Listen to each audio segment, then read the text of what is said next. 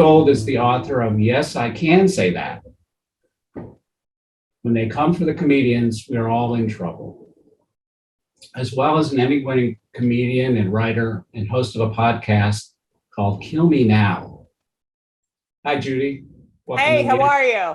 Welcome to the NCAC benefit. Thank you. It's a pleasure to be here, and I love all the work you do. Oh, thank you. Judy, your book addresses contemporary comedy censorship. We're not talking about the People versus Lenny Bruce anymore. The threat now is social prison, career prison. But self-censorship can be just as effective at silencing comics as government censorship. Can you describe the threats facing comics today? Well, A, great question. B, it's not that much different than, Lenny Bruce. It really isn't. If it's the same idea. Lenny was arrested for cursing on stage, for using foul language. But what they really wanted him for was the substance of his material. It essentially was an excuse. And he was talking about, racism and segregation and the Vietnam War and all the stuff the government really truths about what was going on. And the government did not like it. Here we are now. We're at this point where comedians are censoring themselves because they're afraid. And satire is really the last bastion of free speech because it's the most palatable way to discuss a subversive topic. And we all talk about, laughter being the best medicine, which it is.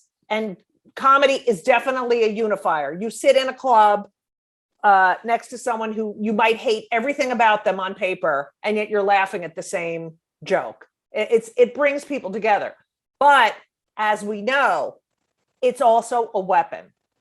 And it speaking truth to power is for some reason, a scary place for the people who are doing it. And I think we have a really weird relationship with the truth in this country now. So what is being lost? I mean, what is the consequence for, such widespread self-censorship? It's definitely something that comics are talking about a lot. And like really subversive, like really edgy comics. That's what really got me scared was edgy comics saying, Judy, do you think I'm going to get in trouble for this? And I'm like, oh my God, have we forgotten why we're here? We're here to entertain. So what do you say to what advice do you give to a young comic who may be afraid? That's so great to ask that because I wasn't afraid. I had no fear.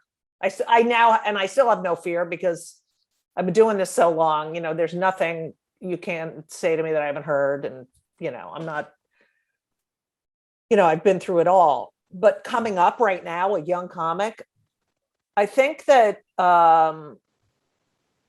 it's just important to tell the truth. Humor comes from the truth. I mean, a great comedian allows you to see the world through their eyes. It's a powerful thing to make an audience laugh.